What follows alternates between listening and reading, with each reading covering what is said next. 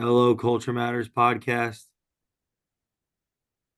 I'm excited to introduce you to our guest. Before I do that, here's a quote. Father, forgive them, for they do not know what they are doing.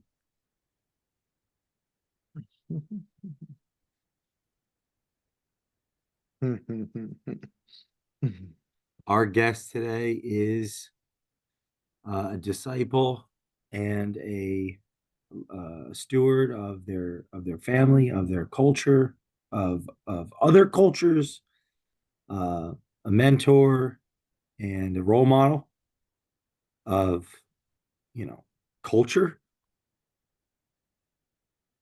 and all there's all these other things that I could say. It seems like a waste of time because it's all a footnote to, like, to me, more interesting conversation for today. But in with respect, uh, the worldliness of things, K&L Industries, founded many years ago, Yeah. uh, rooted in a deep sense of purpose to create opportunity for our guests' family so they could eat and sleep and drink and be merry and all sorts of other things that have come from that. So thanks for coming on. If you Keith Callaway. I'm always excited to have any conversation with you. I appreciated last week your phone call because the prior week, when we were near each other, we couldn't seem to find time.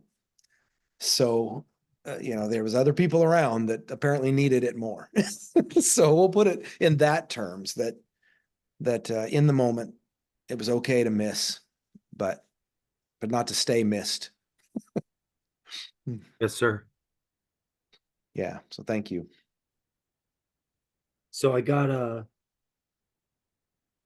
on page 1530 here. Uh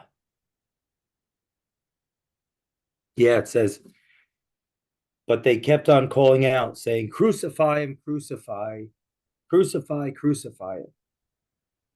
And he said to them, and the third time, "Why, what evil has this man done?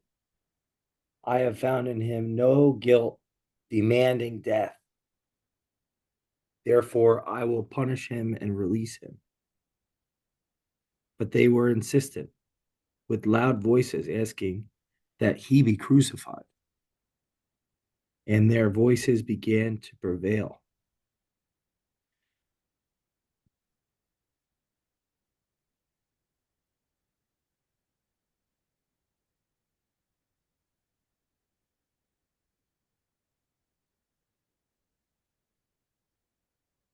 Did you know those same people just a few days earlier were actually worshiping him? They call it the triumphal entry. It's another passage in scriptures, a chapter or two earlier, where the same Christ, the same guy that was on trial, entered the town on the back of a donkey, and those same people were laying down their coats so that the donkey could walk in a privileged position because of its rider. And these were not unheard of practices, but they were practices saved for royalty. And just in a few days, the fervor of the crowd, the atmosphere, the culture in the air changed these same people to then be screaming, "Crucify him." And the leader, Pilate, I believe his name was, standing up in front of everybody. What has he done? He's the one that asked the question. What has he done to deserve death? And when we're in a fervor and we don't have awareness of why, then we get caught up. And in this case, they were caught up in the actions, behaviors, the thought patterns of the crowd. And the crowd demanded, crucify him. The same people. It's very interesting story. There's no justice in it, actually. And it is beginning to, those kinds of things I'm beginning to understand that when we can't sometimes physiologically step back for a moment and gain better perspective by distancing ourselves from whatever's going on. It doesn't have to be physical, but it does help often to physiologically change position or place so that you can see what's going on. But when we're caught up into something, it is almost always wise, I'll put it that way, to take a step back mentally or physically and look at it closely, because what I don't want to be is part of that crowd that then gets mentioned for the whole world to remember for what they did. Because that crowd is never mentioned since then, as in, okay, they came to their senses and they went the other way. No, that's not what it says. So to go down in history as the crowd that demanded an innocent man be killed, that's not a good thing.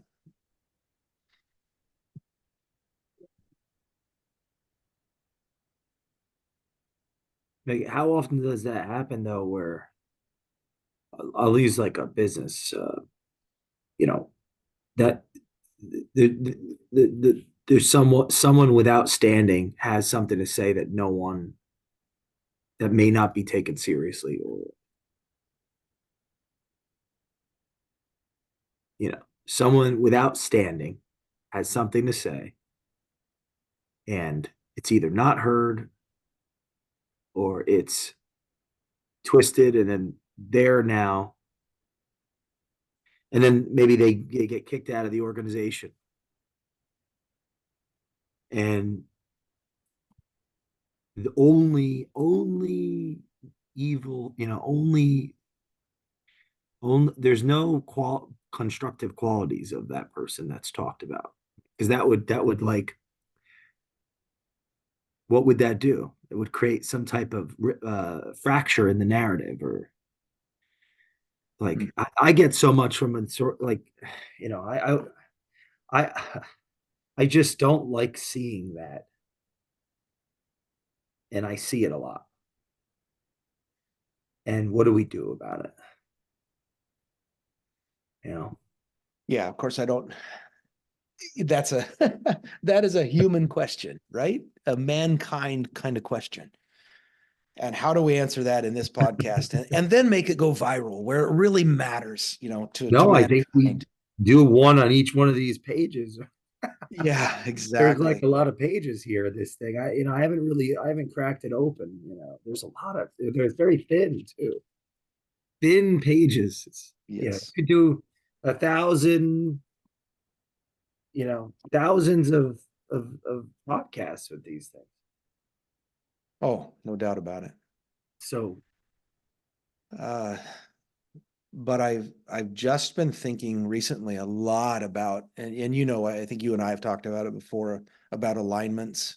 yeah, What is our alignment? And then in those alignments, what are we gaining and losing in those alignments? And it's similar to what I was talking about, that we do need to step back, and take a look at those alignments and what they're doing for us or to us, or to in this case, to our reputation, right? Our mindset that carries us somewhere. But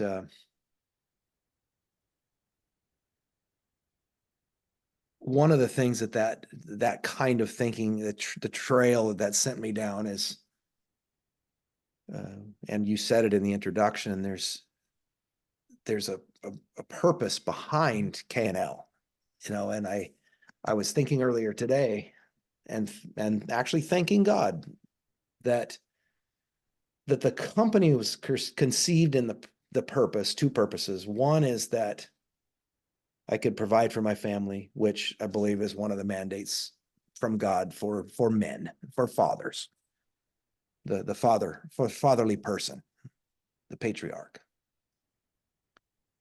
And the other was, I need to go learn how to walk out my faith, like put boots on and go learn to walk out my faith as I work. And I was thinking about a passage of scripture, and I don't know the page number, but I do know the reference in the Bible, Galatians 6:22 and 23. It talks about the fruits of the Spirit: love, joy, patience, goodness.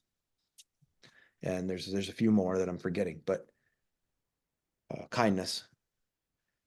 But I was thinking, my business was conceived in the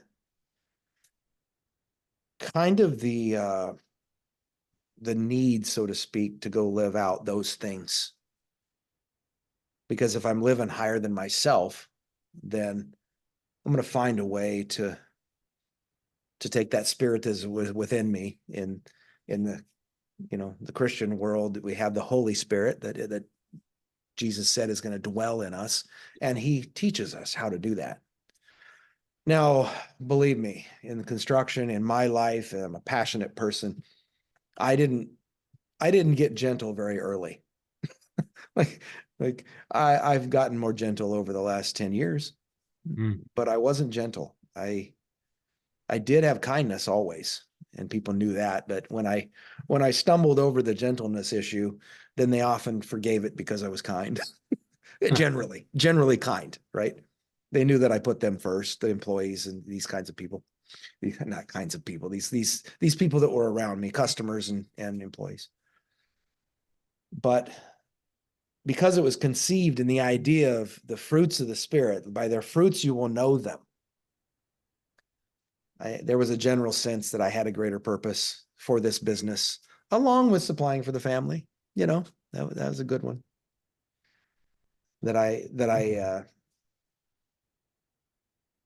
That one actually served me poorly. The providing for my family, because I put blinders on and I didn't see a clear vision for where God actually wanted me to take my boots. Like I could have gone to greater heights, and that's not just a bigger company, but I could have expanded my territory, so to speak, and put blinders on because of it. But the fruits of the Spirit and living in those and understanding that I get wisdom through scripture and I can go live out that wisdom to some degree, that's always been my main thing. So I'm going to live this out. I lived in my 20s for a few years. I lived in a desperation of a lack of understanding. And the answer to that was long conversation over over a year, at least, probably, where God basically taught me, yeah, you need wisdom. That's what you need. You need wisdom. And then I had the audacity to ask, well, where do I get that? And I remember him going, you already know. Why are you asking me that question? You already know. That book you have sitting in front of you is the place you find wisdom. There's business wisdom there. There's relational wisdom, marriage wisdom, mindset wisdom. And if you read the authors like John Maxwell, he does quote often the scripture, but he's always talking about it, whether he's quoting it or not. And so there's a good example of wisdom. So that's part of my journey in my 20s. And then it's unfolded into a journey that I've been on since, of I need to go find wisdom daily. I need to hunger and thirst for it.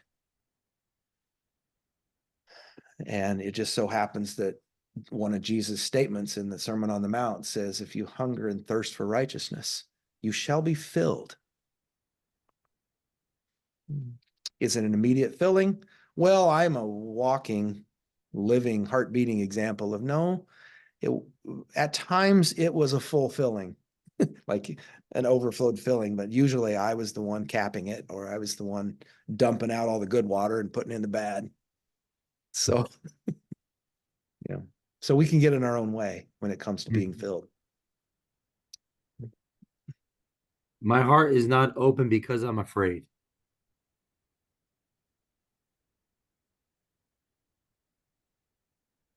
Where is that from?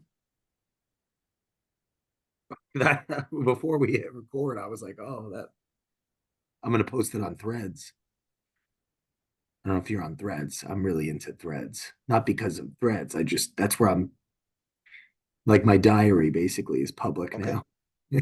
It's called threads. Yeah. Okay. Yeah. Where's it from? I don't know. But it's right here. Say it again. My heart is not open because I'm afraid. Yeah. So if we consider the opposite of that, My heart is open because I'm courageous. I'm yeah. I like that. Yeah. Yeah. Me too. Often I get, often when I'm working through a concept, even a core value that I'm ruminating on, I'll often look at the opposite to begin to understand deeper. Well, what is it I don't want? What is it I don't want to be? And that one really reveals it, doesn't it? There's a quote from a movie recently that came out as a reel that basically said, "Yeah, we get courage after we do the thing." You know, person they were talking to in the movie said, "Well, that's not the way I want it to be." Hmm. And he said, "Yeah, but that's the way it is. We get courage after." So if my heart is open, then often I can find courage in the process, right? And courage is not uh like a shot from a hose, I don't think, or it it's an active word. Hmm. Where where where are some places one, that's listening with us could start trying to tackle this mountain? The mountain of wisdom, the mountain of scripture. Yeah. Well, I will tell you that if you're a story person and you love stories, that starting at the beginning, though it'll be a little confusing at times, that Genesis is full of stories that are just amazing. And not all of them with happy endings. Some of them are very human in the way it's told.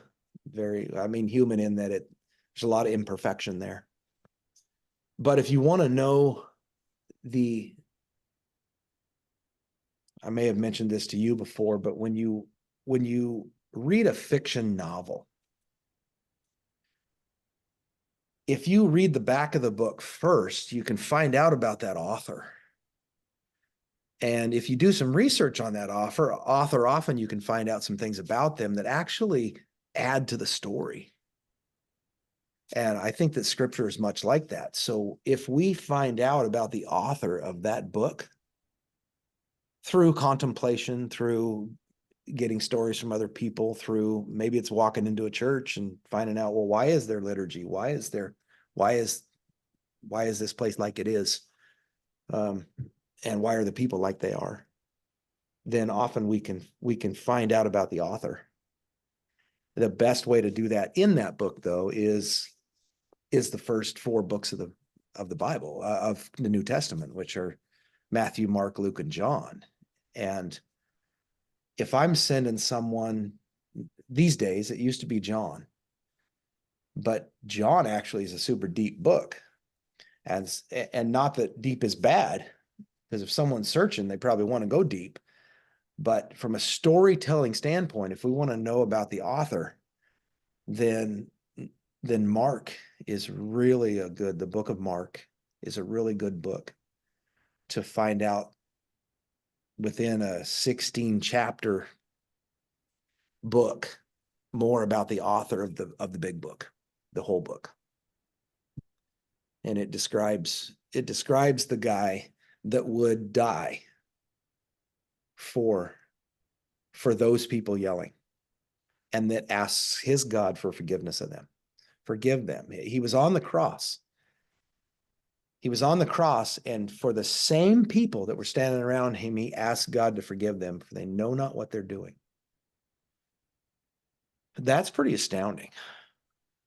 That's a guy that we probably should, at very least, try to figure out a little bit.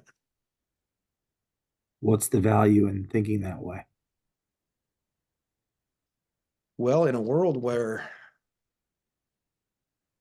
self-improvement seems to be a common theme in a lot of places, that's one reason. But if that self-improvement, or call it personal improvement or whatever you want to call it, doesn't actually impact anything except the behaviors of the person improving, then it seems to fall short of a greater purpose. And so I've recently, on the advice of a guy that I'm beginning to meet with more regularly, who's been studying the 4 Gospels that I mentioned every month for the last 97 months or something. Oh. That's his thing. It's where God sent him. And he said, I need to know about that guy. If I'm going to be like him, then I need to know about that guy. And so that's where I've been spending most of my studying time, going deeper. And the impact has sent me to some other things that have been talking about, where I've resonated deeper with the idea that all good things come from a source, and all bad things come from a source, but all good things come from a good God. And that is something to remember, especially for us business people. We get so distracted about ROI and the results of doing things a certain way. And those are not wrong. And there's nothing misappropriate, unappropriate about seeing things that way. But the actual blood in our veins, the breath in our lungs, and the fact that our heart beats spontaneously and speeds up when we're active, and these things are literally a bunch of miracles that the God of the universe put in place to give himself glory, and so that we can see it very clearly. I asked a guy that I'm fairly good friends with, when did you come to know God? Like, what happened? And he was raised in a church-going home. And he said, I was just kind of the average church-going kid, was a pretty good kid. But in college, I took a course that basically was an anatomy course. And there was one 3 or 4 day section on the human ear. And he said, the intricacies of the human ear convinced me, number one, that for me, though my dad believed in God, now I believe in God, because the human ear convinced me that this is not by chance. It's too intricate and too amazing. And then he said, and then that led me down the pathway to say, okay, if he exists, then how then do I respond? And he had done a salvation experience. You know, he prayed the prayer and all the stuff that young Christian kids do. And I did the same thing. And yet his was in college. Mine was when I was 15. I had an epiphany. And I saw some man that was passionate. I said, I don't know what that is, but I want that passion. But he gained that passion through, and he's this analytical kind of person. God touched him through him analyzing something as, I'll say simple, but it's not simple, the human ear. And he said, I now believe there's a God, and I now know that, number one, he's big enough and amazing enough, is strong enough to redeem me. And then I look at his words and find out that he is willing to redeem me and wants to. And if I abide in that, then guess what? The rest of my life now is a redeemed life. And I then get the privilege, not out of compulsion that is a negative, but it's out of compulsion that's a complete positive. He redeemed me. I therefore get to live for him now. And this was this guy's story. And I sat there going, wow, amazing. Different than mine. I have my own, but I thought that was really interesting.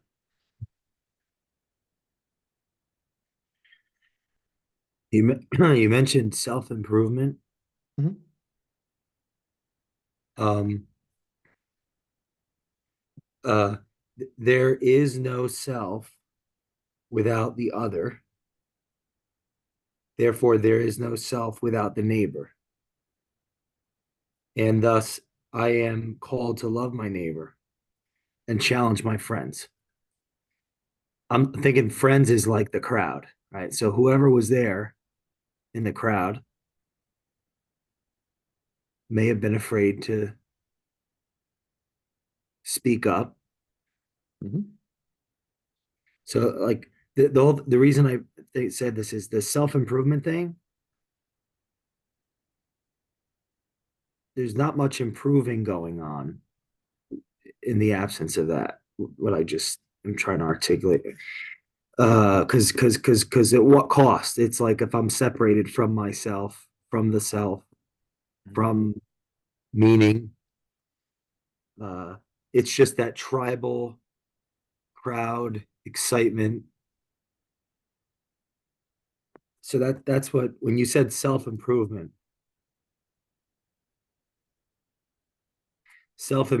is an oxymoron without the other. Right.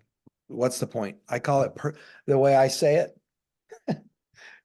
is what's personal improvement without the person? Like if I'm not improving myself to relate to the other person, personal improvement is just a selfish endeavor. If there's and then what does it gain? If I actually get better at something, but it's not shared, what is it actually gained? Then I think I missed the whole point. Um, what am I missing here? Or I don't know. I'm there's no self without the other. The self improvement in the absence of thinking about like yeah, I don't. This idea has just been stuck with me for a long time, and uh, it's not self improvement. It's like self and it's like self shrouding or self encapsulation or Yes, some people use selfish. some people use the term affirmations, something like that. And I know that's probably a stretch because we actually do, a lot of us are pounded down when we were young or, or bullied or whatever it is and have a self-image that's not as great as it could be. And we do need to realize who we are and that we are there's value inherently in us. And yet affirmations, I mean, they can be crazy actually, like literally psychopathic.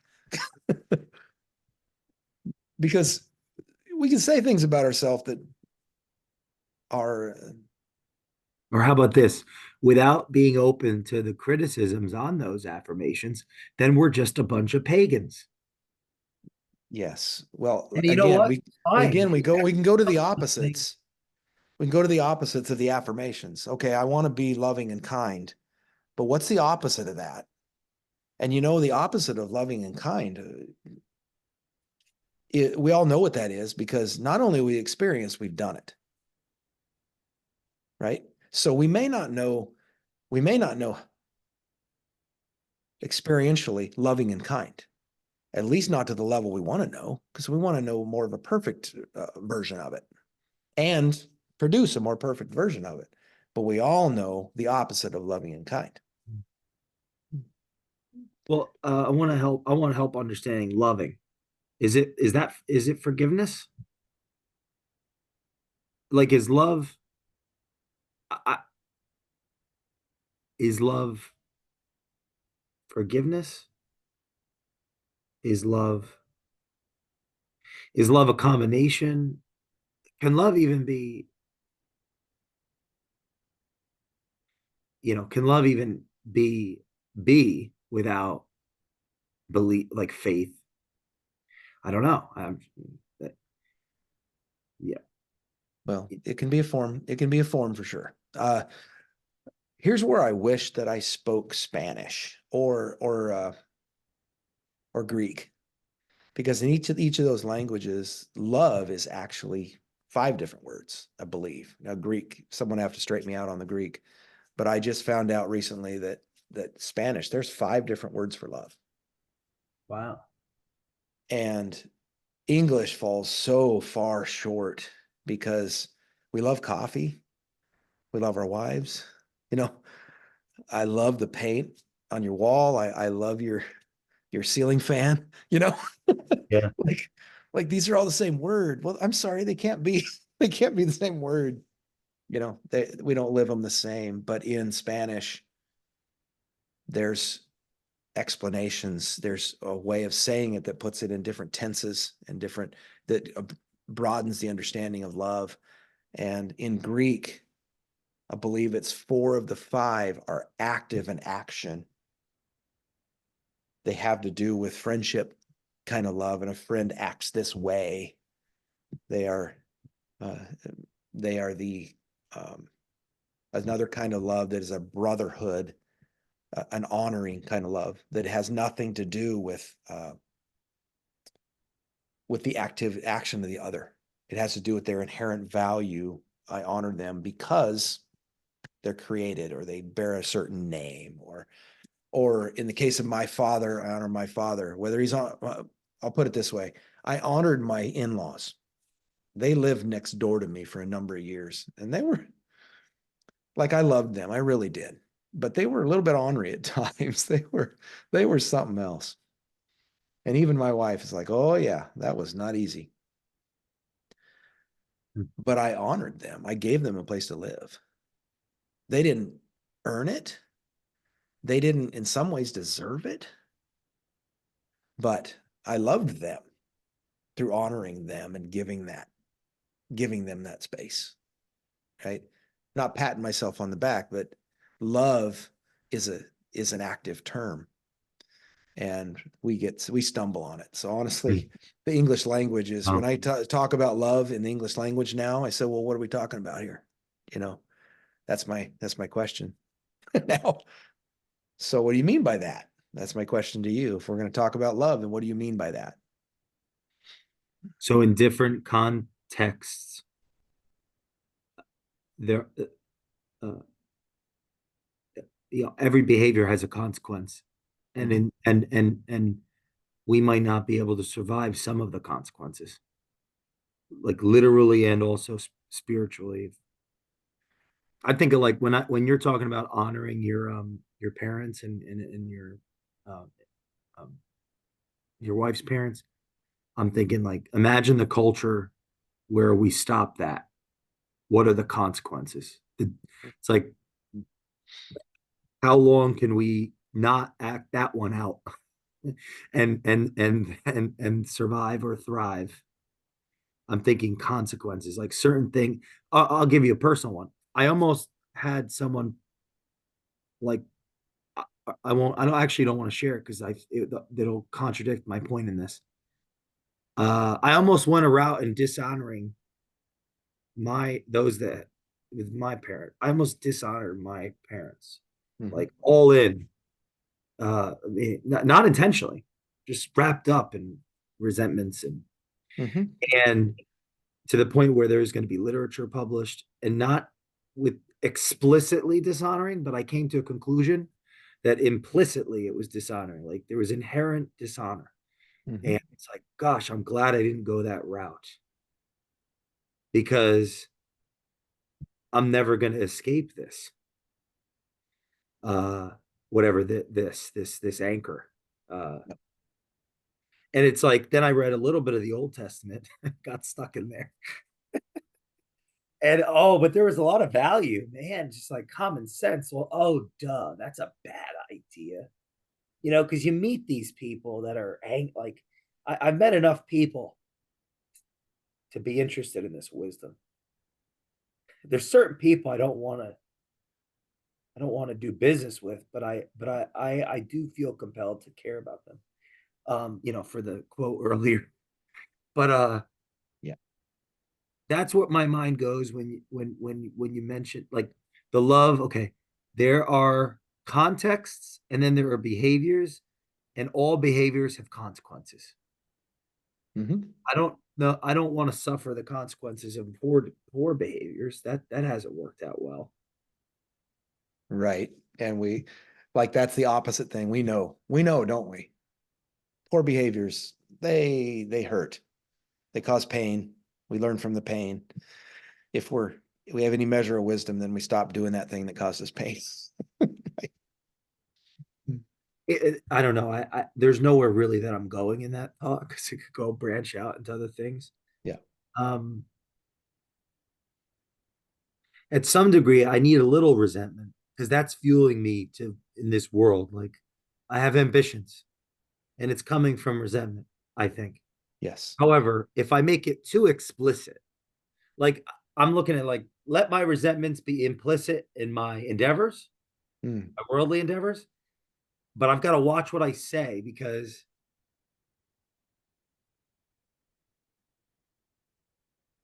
I'd have to watch what I say and who I say it about. Yeah. That's where I stop hard on my tracks with and I'm not going to take full credit. I seems arrogant to try to take full credit for that. I don't know why I stopped, but there's an accumulation of things. I was like, I don't want to go in that direction. But I guess the reason that came up because resentment's fueling the chip, like the ambition, but I don't want it to swallow me up whole. Mm. I don't. I really don't. But it's kind of been chosen for me in another sense. Like I'm not doing. I mean, of course, I don't know what the future is going to bring, but I am a business owner, Mhm. whatever that means. Whatever that means. I mean, I'm Exactly. owned by my business. Yeah, Yes. I am owned, and I'm proud of that at some level. Like I feel, Yeah. but is it that or is it who I'm becoming? Because I feel proud of who I'm becoming. I don't know. I thought about this earlier today. There was if I want your thoughts on this. So, and I put this on the threads because that's my journal now. um, I thought, but this is the issue of putting too many of these out. You can't find them. Um, yeah, here it is. Okay. Sorry. Okay. A toxic work ethic of the one creates a pure environment for the many. What I think I meant by that was like I decided at some point to make this culture matter. Like I decided I have something to say, and there's something that I think I want to be the cause in. Uh, and it's I'm all in. I'm all in. It's my thing. It's not.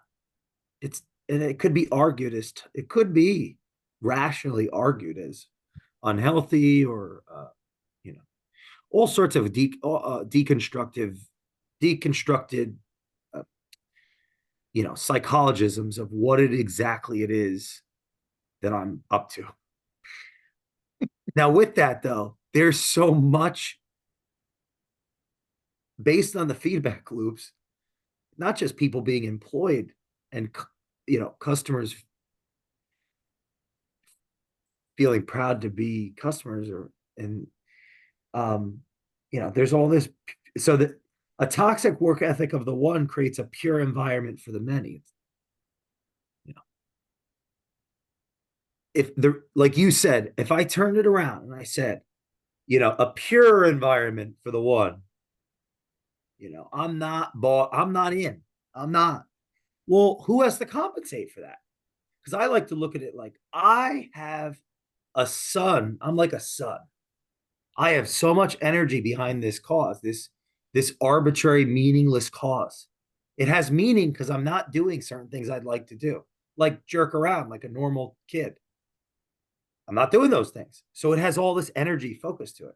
If I stopped, of course, all my people are gonna have to compensate for me because they're not bought in on this like I am, because this is my life. They have their own life. And their own life, uh, in the context of the business, is not, that's not where they're putting their life. I'm putting my life in this bucket. This is my life. Hmm. So that's been I've been thinking about this a lot. And it is so why did this come up? Because I have a chip on my shoulder. It's resentment that's driving me. Ambition, self-glory is a part of it, Yes. a big part of it. And I'm also uninterested in it swallowing me up. Yeah. Like almost like I'm going to be eaten alive by something that can be argued as helpful, or like good, or coming from a good place. No, I don't think it's coming from a good place, but I am intending to use. It's like having fire and just not trying to burn other people. Let it eat me alive. At the same time, maybe I don't have to burn up in it, and that's my psychoanalysis of my entrepreneurship kind of thing. And why is this relevant? Well, I don't know, but my people, you may put it in terms of like the flock, like the flock, it's not their job. It's my job. I'm not going to put my job on my flock's job, or in my flock's. Mm-hmm. The less responsible I am, the more accountable they're going to have to be to me. Yep. Anyway, interject at any time, or So here's a I don't know if this clarifies for any listener that might be listening, but a statement I heard recently that I've realized was somewhat true, and then I tweaked it a little bit, is, judgment as humans is natural. It's we do it every moment.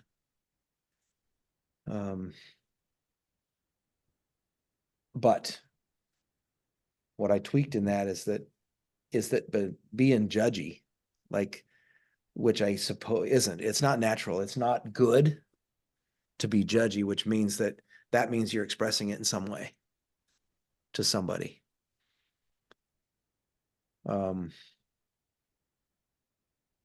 So convert that to the word resentment. Resentment's normal. We are frustrated by things, but do we carry that to others? Do we give it to others so they can be resentful with us or at us? The idea is it's a behavior that comes out of it, or that is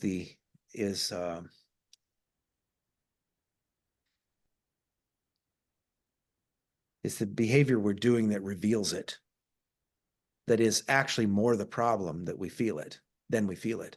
Because you and I feel resentment. We understand that it's part of us.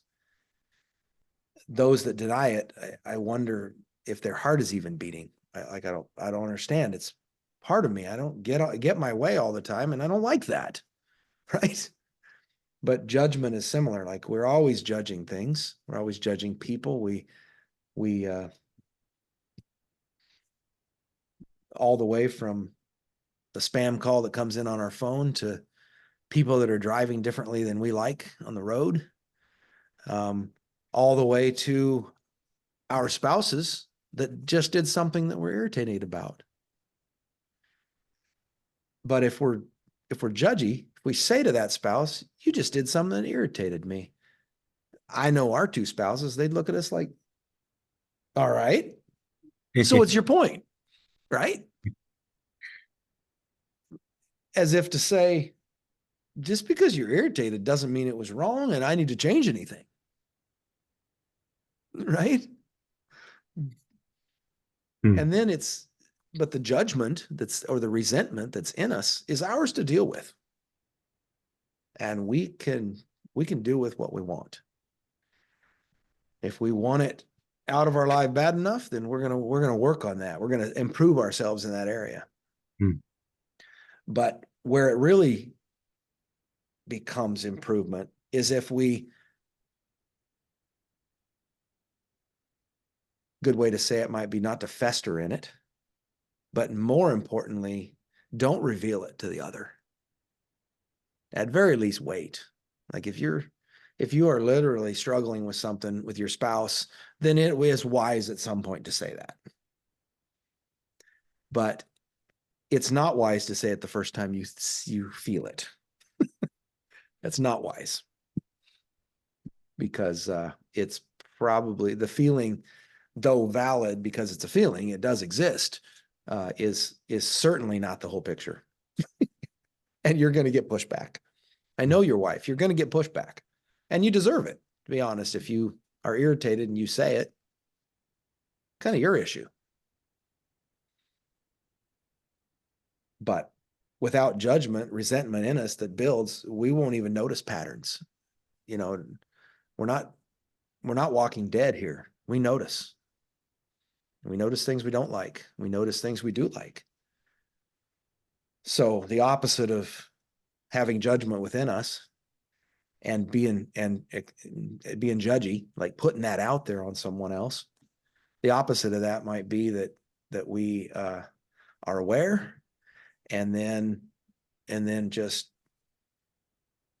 let's use a word with all the definitions. We're more loving. We're behaving in a loving way by, number one, not saying anything, and we're behaving in a loving way by someday, if the resentment builds, then yeah, I need to probably pursue this issue.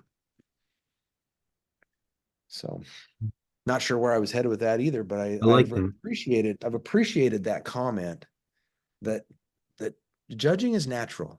We all do that, and let's stop saying we don't. As a human race, we do judge. We do judge. What about this?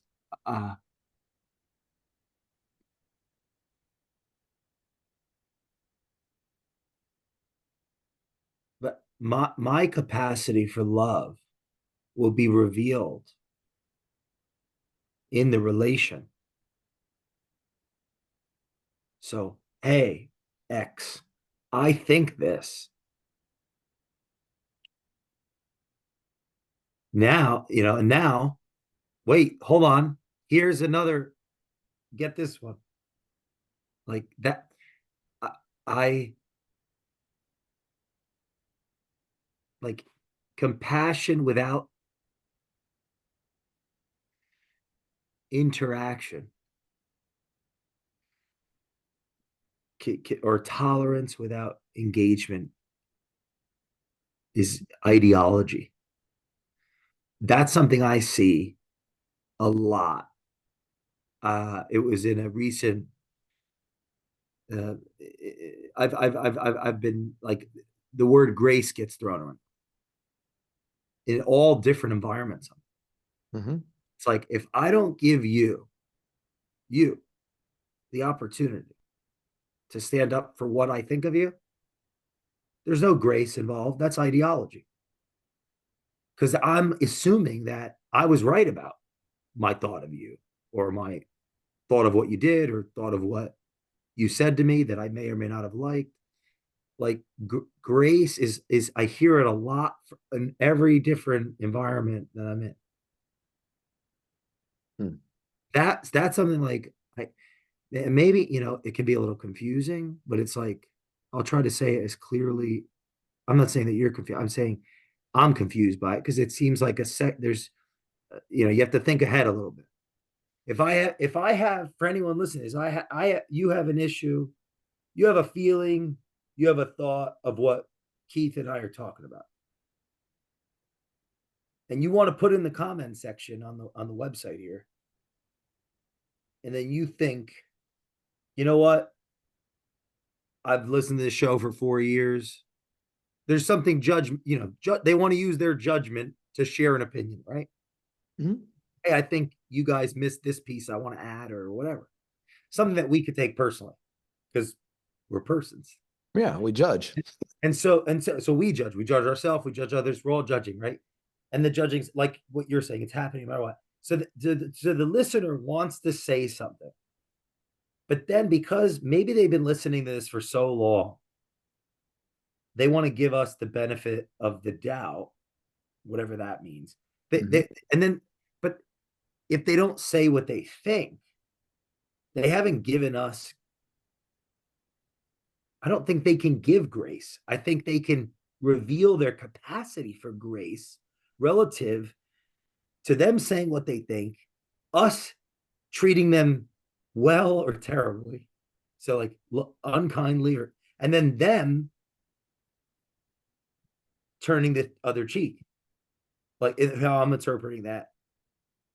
So like their capacity for grace will be revealed in what they do relative to what we do after them having given us the opportunity to defend our truth, defend the truth based on their assumption or opinion, judgment that they've said nothing because in which meaning they got to carry it around. I want to be the leader. I would like to be this person. Forget leader. I would like to be a person where whoever's listening to this is inspired, they're in spirit to share their thought of this show, Mhm. whatever the content, that they're more likely to say what they think, feel, emote. And I didn't plan any of this, but because this idea won't leave me. But on this page 1530, I think it has to do the metaphor that shows you where I am in my walk, just confused in the dark. But the thing about the crowd and about what you said about the donkey, in one moment, the donkey with the things being laid and the worship, and in the next moment, clapping about death and destroying the hero. Like that switch, right? I think that has a relationship with the capacity for love. Mhm. The capacity. So in the absence of the conflict, of the in the absence of the conversation, the absence of that, it's not grace, it's ideology, it's an assumption, it's a belief, it's like and that's it. Now this is the thing, we have power because this is like our show. We have a lot of power. We're whoever these people that are listening think we are. And if they're on a higher level than us, which they very may well be, they might be crucified by us very easily. Now all our fans are just killing them and attacking them. This is what freaks me out about social platforms and the comments and all that stuff. It's like, you want to see the core values of our culture? Read comments and not comments. No, I'm sorry. No, read the responses of those in power of the comments. Mm. The comments are beautiful People are sharing their truth. They're throwing up. They're puking. They're whatever they're doing. It's all our imagination of what's behind it. No, read how we're responding to them. Oh, I'm so sick of hearing. Yeah, don't listen to them. Block them. Delete them.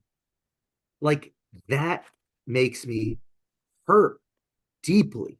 And then, another train of thought is saying, give them grace. That's BS. That's giving them, that's giving yourself ideology because now you don't have to actually live your values with them. We just have to think we're righteous, like we're right and they're wrong. You know, that bothers me deeply. And that doesn't lead me to think that this is all just a bunch of hogwash because that would be arrogant, but it does bother me. It doesn't deter me from pursuing. I mean, I'm afraid of this for other reasons. I don't want and I haven't I'm not ready to talk about them, obviously, or I would say it. But and I don't know if anything that I'm saying makes it is true. It just seems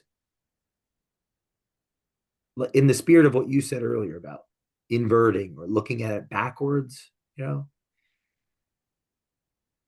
That's as far as I'm at right now. The absence of the opportunity for my counterpart to, if I'm judging them and I'm not giving them an opportunity to tell me what they think, at least I shouldn't say to myself or others that I've given them some kind of pass or something. Mhm. Love, grace, whatever. It's like when they hurt me, then I'm called to love them.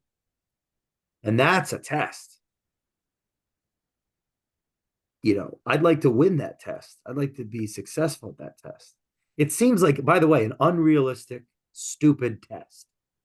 It's much easier to be angry and mean and unkind and so much like, I spend way too much time being loving and forgiving. It's just like, I think I'd be farther ahead if I was less. I was just maybe a little meaner, a little more cruel, a little faster with my tongue, a bit more outspoken. Maybe if I use people's names in vain more and called people out, it's like, no, no, no, no. That doesn't make any sense to me because we're all just representing ideas. It's not us. Like, what are we? We're representing ideas. Like, it just seems like, so anyway, I'm going down a tunnel now and I'm not going to be able to get out if you don't pull me out. But the grace thing is like, man, yeah, see, I'll end up repeating myself. I've said what I think. Help me with it. What Grace is grace is a misunderstood term, I believe, and not that I understand it perfectly. But by definition, it is giving something to somebody that they don't deserve.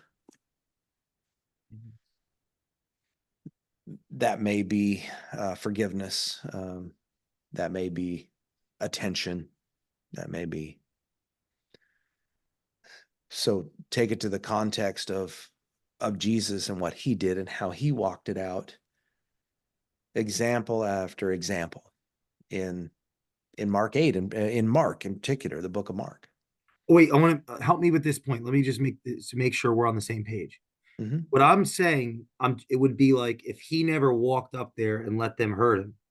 He already assumed we were all going to let him down. He said, I'm not even going to bother doing all this shit. That's what I'm trying to say is the misunderstanding here is that if he just said, I already know what's going to happen. I'm going to get kicked. It's not going to work out for me.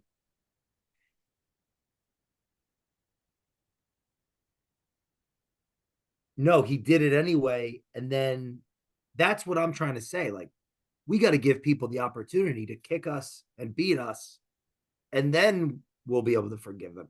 If we don't give them the opportunity to kick us and beat us, we haven't forgiven anything. We haven't given any grace. we've missed the whole point. That's where I'm at in the whole thing. Am I making it Well, not making sense, but is that understood? I'm trying to synthesize with that analogy. It'd be like he did the walk. He because wouldn't he have been smart enough to figure out that that was all going to happen, or did he just didn't see any of it coming? I see. I don't think that no, that he had to know that. yeah, he knew all was all going to happen. I'm pretty sure of that. Okay, so I know what's going to happen if I tell you what I don't like about you. I'm going to get kicked in the stomach, and I'm supposed to love you enough to love you after you kick me in the stomach. That that's what I'm trying to say.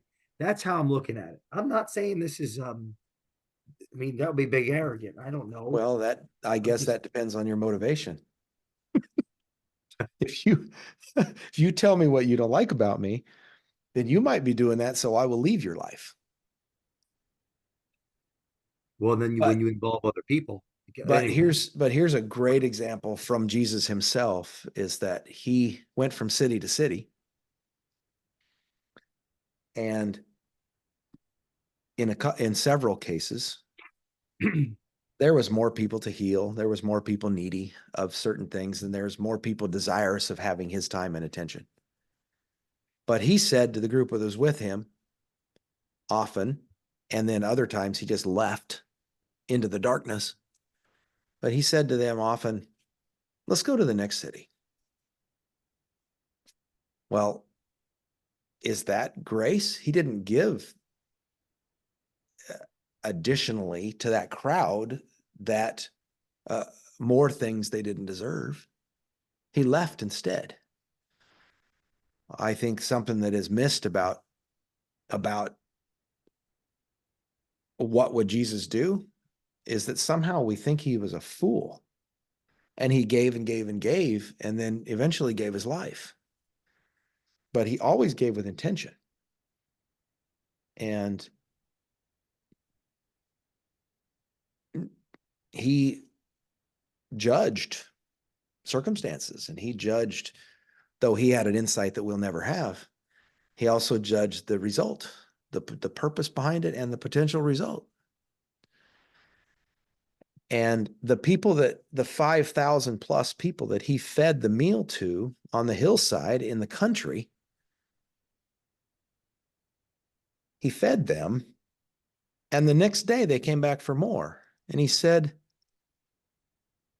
you're being guided by your stomachs. I'm not giving you any more. I fed you as a sign to turn to the living God. And instead, you come to me with empty stomachs again. Mm. I'm not doing it. So he did what he did with intention. And I guess that's what I mean by not being judgy. Yeah, he gave him the opportunity. They came to him needy again in the same circumstance. They were there listening the day before, but they wanted to be fed again. They didn't actually hear the words. So, or some of them didn't at least, right? And so did he judge? Yeah. Yeah, he judged. And he said, you're a deceitful people. You're not pointed the right direction. You're thinking about your stomachs. And I won't have any part of that. And he left. He went somewhere else to those who potentially, with purpose, he could impact. He told them the truth. He told them the truth.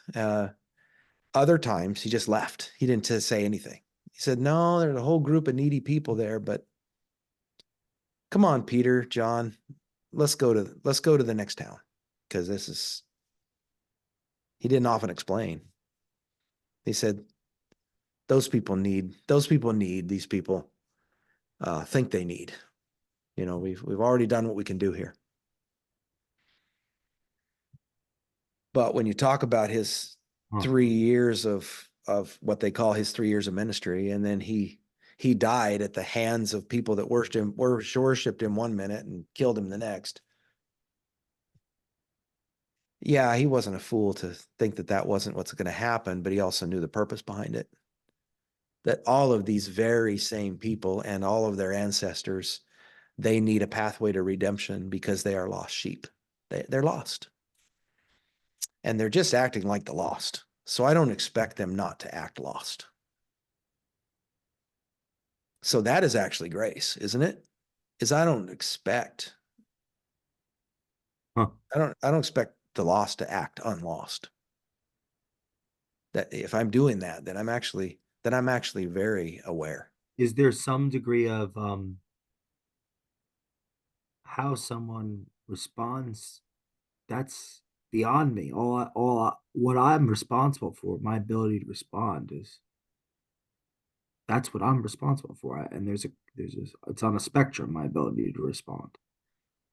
It's like it's beyond me and out of my control. It would be an act of omnipotence for me to, I don't grow when I get what I want. I grow relative to what I do and how I relate to what's happening outside of what I want. Hmm. It's like a stretching and a breaking like, and I'm so wrapped up. I'm so wrapped up in me. Um, that's what I'm in control of who I posture myself to be to the world, but I'm not in control of how I'm perceived as how I'm posturing. I can choose to love though. I can choose, like, no matter what somebody says or does, I can work through it, or like, you know, what what it seems it's like a cleansing, when you go to yeah, I have sushi and I have those like things, that those yellow things that clean your palate, and so you have a different sushi. To me, that's how I'm interpreting forgiveness, but I have to have a limit, right? Then it makes me think of that story where the guy brings the kid, he's ready to kill the kid, he's gonna kill the kid, stab him with on the,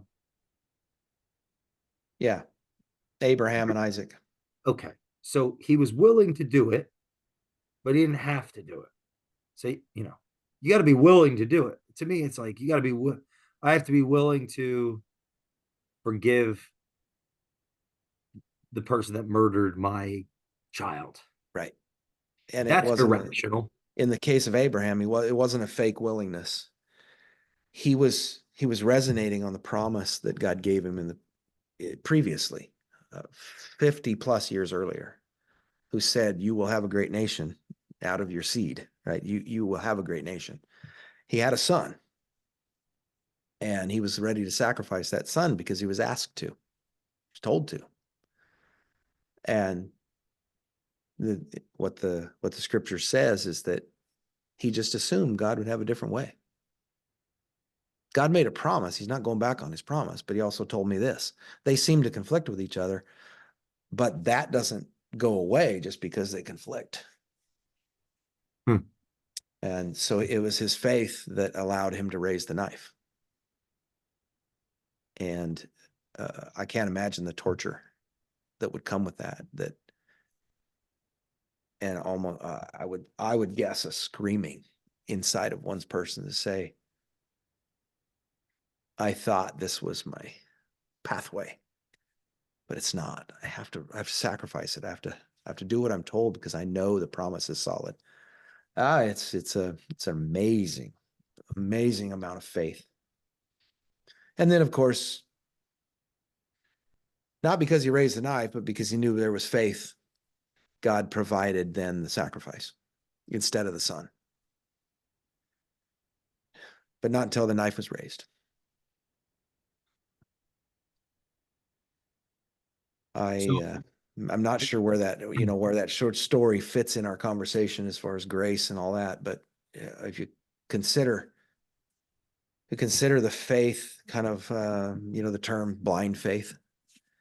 Well, that wasn't blind faith, that was actually active faith, but it was based on a promise from decades earlier that seemingly God had not seen fit to provide the answer to that promise, the pathway to that promise, except for in the boy. But then he tells him, kill the boy. I'm not sure I could do that. I suppose that was he prepared for that moment? Was he all those years of struggle, pain, learning, self-improvement, let's call it, through all of those years, trying it his way, making the concubine pregnant, and then having a son from that concubine. And God said, no, wrong way. You know, he went through a process of disobedience that ultimately put him as a position to obey in faith that time. Talk about grace. God provided everything he needed for the moment where his faith would then be enough for the God of the universe to say, okay, I see it. That's what I want. I want that faith. And because of that, here's the ram in the bush. You don't have to sacrifice him. You sacrifice the ram instead. Amazing.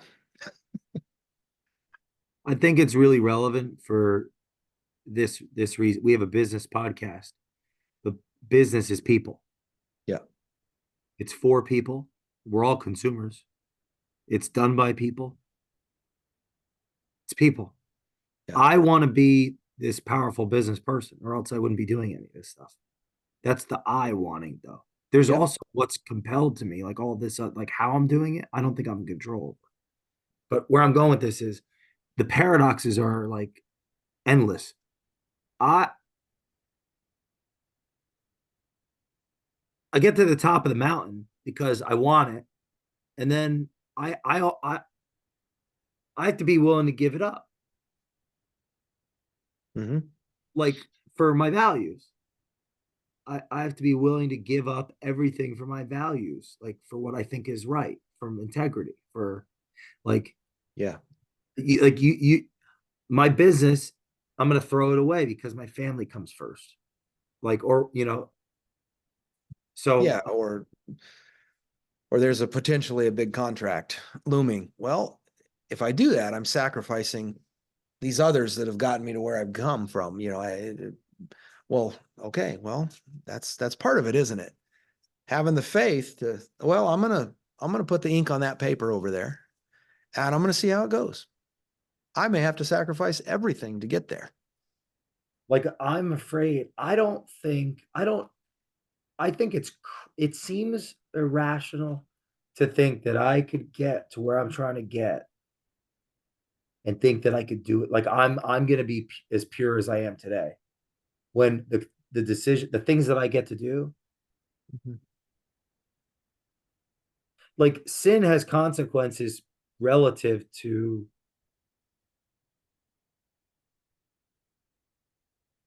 power. I mean, like you know, what I'm trying to say is, I Relative, think we it can get has rid of more. sin has consequences relative to their effect on people. We might be the people that it's affecting, but it's relative to people. I'll use an example, like a tangible example. Where what I think is, uh, yeah. Wait, let me just. All right, here's an example. Let's say that I decide, I'm 100% in control of the business. Yeah, I could do as I please with I could do as I please with the harvest. A great storm comes in, and the stores are completed, um, for whatever reason, and now there just isn't enough for everybody. It's not like I lose. Like, who's going to go first? It's going to be my people, not me. It's going to be my people, not me. So, like, you see these companies that lay off, hundreds of employees, hundreds of employees because it's a hard time when the public CEO just took home their piece. Well, they made a choice, and that choice was for them to be good, well fed, and their people not to be. And they might be able to get away with that. Like the person that doesn't show up to work, like they could be on the golf course all day long, but the person that doesn't show up to work, they get fired. They're on the golf course, they get promoted. There's less consequences are I think have a relationship with resources, with relationships, with at least those two things.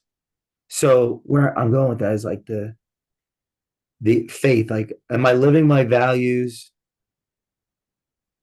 Am I still living my values, or am I so distracted by being worried about my people living their values? You know, and I Hmm. can't see the mirror anymore because all I'm doing is looking at people because I'm beholden to so many people. It's hard to be a leader. It's hard to be a king. Well, I should say it's hard to be a leader, but it's really hard to be a king.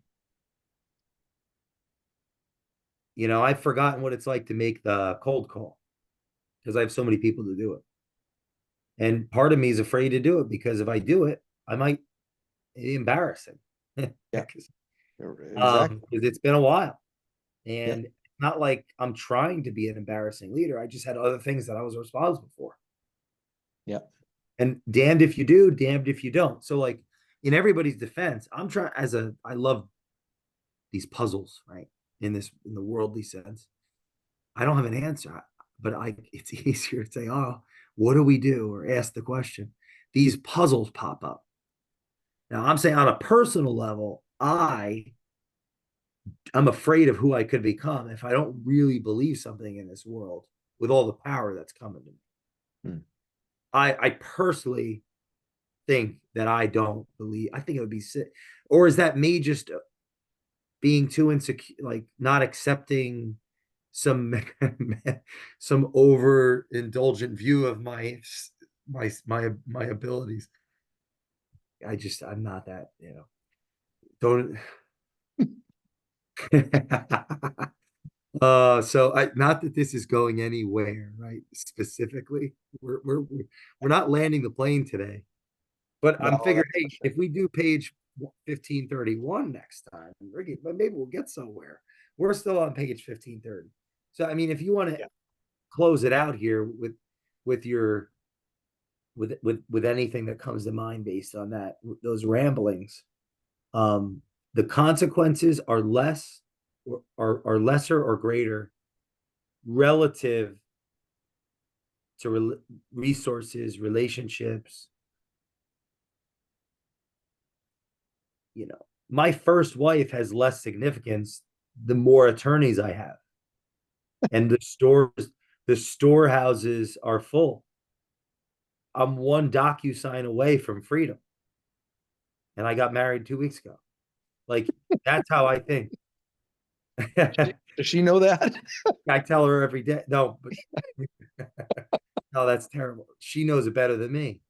Um, Yeah, no, that's no. right. The reason I'm because that's I've watched the world.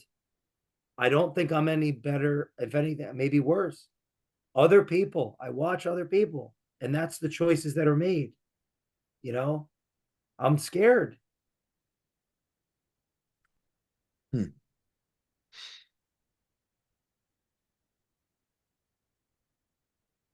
I don't know how it fits, and maybe we can maybe we can cap it off with this, but scriptural principle, love casts out fear. I think probably need to do a quick search into what version of love that is in that scripture and go into the Greek and figure that out. But love casts out fear. And I have never understood for me completely, like to in a functional level what that actually means. Because I Wow. still have angst. I still have things that upset me, things and that I'm fearful of. Not that it's a seizing up fear, like, no, I won't get on a roof. Like, it's nothing like fear like that, but relational fear, I still have an inadequacy after 41 years of marriage of what if my wife rejected me? Hmm. To me, that, like, it's not a paralyzing fear because you know what? She stuck around 41 years. It's logical to assume she's probably going to do tomorrow and then the next day also. But that doesn't mean that little boy in me, that insecure boy in me, doesn't come out and say, yeah, but what if? But what if? But you know what casts that out is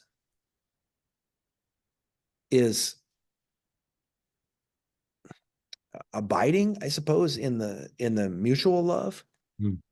Like actually going, no, no, no, let me reject that thought for a minute and let me look at the promise 41 years ago, standing on that stage. And then has that promise been true? Okay. And then I get to have a little bit of faith, like Abraham, who Hmm. raised the knife over his son. And this time I'm raising the knife over myself, saying, no, stop thinking that incomplete, immature heart. Don't think that, because that's not right. That's not right. What that's coming out is fear. But so I abide in that love Hmm. as a series from a series of monuments. Monuments are secure, you know. So anyway, that's maybe something to resonate on as we finish up, is that love casts out fear. And I've never I would say never really understood the working practical principle. And yet what I just explained, well, actually that fits. That fits.